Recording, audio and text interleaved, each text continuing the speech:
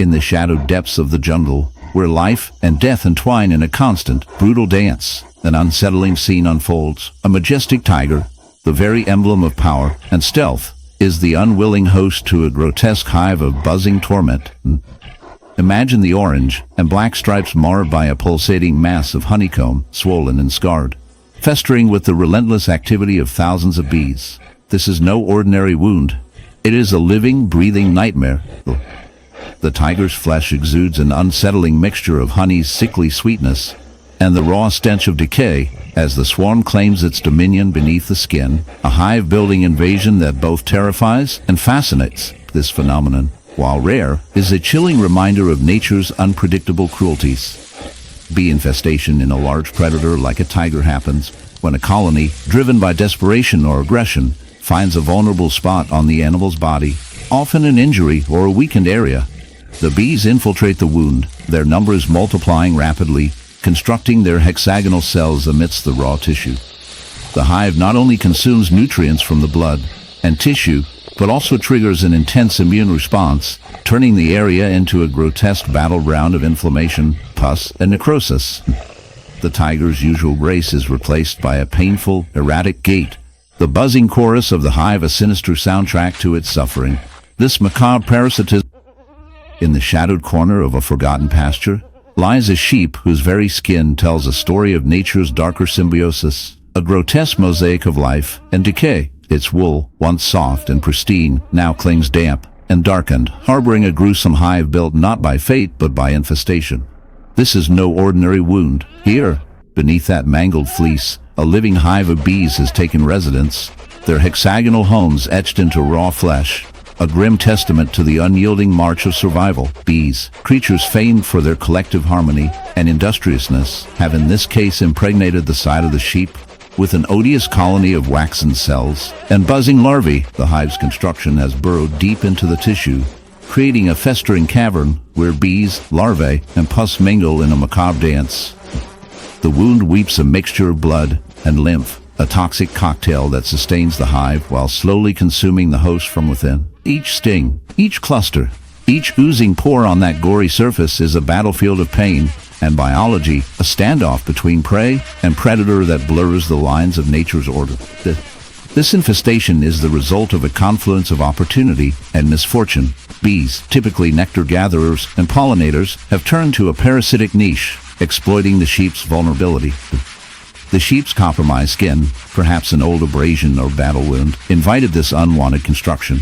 Within the hive, larvae flourish where they should not, feeding off decaying tissue and secreting substances that prevent the host's immune system from dismantling their hive. Imagine a scene so grotesque it might unsettle even the most seasoned observer of the natural world. A majestic horse, once a symbol of grace and strength, now trapped in a living nightmare of decay and infestation. Along one side of its flank, a sprawling wound festers, a hive not crafted by any healing mechanism, but a sinister metropolis of honeybees, pulsating with life and rot. The flesh around the wound is swollen and bruised, discolored into deep purples and sickly yellows, oozing a thick, fetid discharge that smells faintly of fermenting fruit and death. The bees endlessly crawl in and out, constructing their waxen homes within the exposed tissues, turning the horse's injury into a hive of both life and grotesque degradation. This is no ordinary insect invasion. It is nature's macabre collaboration with decay, an unpleasant symphony of biology gone awry. The phenomenon of bee infestation on a horse is rare, but not entirely unheard of in the vast, entangled dance of ecosystems. Typically, bees are not parasitic on mammals. They gather nectar, pollinate flowers, and serve critical roles in the environment. However, beekeepers and veterinarians have documented scenarios where, attracted by wounds emitting sweet-smelling necrotic tissue, an odd beacon of carbohydrates and protein, swarms of bees descend upon compromised skin. This peculiar attraction is driven by the sweet smell of the bodily fluids mixing with the decaying organic matter, which mimics the aroma of fermenting flower nectar and honey. Once drawn in, bees exploit the moisture and sugars as a source of sustenance, building their hexagonal wax cells directly within the tissue, their larvae developing amidst the wounded muscles and gristle, rather than the usual external hive structures hanging from tree branches. Here the hive integrates with the host's flesh, distorting the horse's body into a grotesque, undulating honey. Beneath the dense canopy of the jungle, concealed in shadows where sunlight flickers like dying embers, lies a scene both grotesque and mesmerizing, a tiger. The very emblem of stealth and raw power bears a nightmare etched upon its flesh. This is no ordinary wound. It is a grotesque hive, an unnatural fortress of wax and suffering glued to its burning flesh. The honeycomb lattice bursts and bulges grotesquely, an infestation of buzzing life and death fused in grim symbiosis.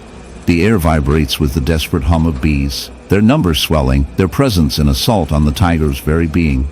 It is a raw testament to the fragile boundary between predator and prey, host and parasite, survival and decay. This living sculpture of agony invites us to peer into a world where nature is relentless, indifferent, and hauntingly beautiful. The phenomenon we witness here is the outcome of an extraordinary yet chilling biological invasion. The tiger, normally the apex of its ecosystem, has fallen prey not to another beast, but to the tiny architects of the hive, bees. Typically, bees build their colonies in hollow trees or rock crevices, thriving on nectar and pollen. Yet, here, they have adapted, or perhaps mutated their behavior. In the bleak, frozen expanse of the Arctic, life clings to survival in forms both majestic and horrifying. Imagine, if you will, a solitary polar bear trudging through the endless white, a king of ice and snow, an emblem of nature's harsh beauty. Yet, obscuring this regal image is a grotesque spectacle, a sprawling hive of bees, grotesquely embedded in the flesh of this great beast. The wound itself is a nightmare, a pustulating, buzzing mass, where honeycomb burrows deep into raw, inflamed tissue.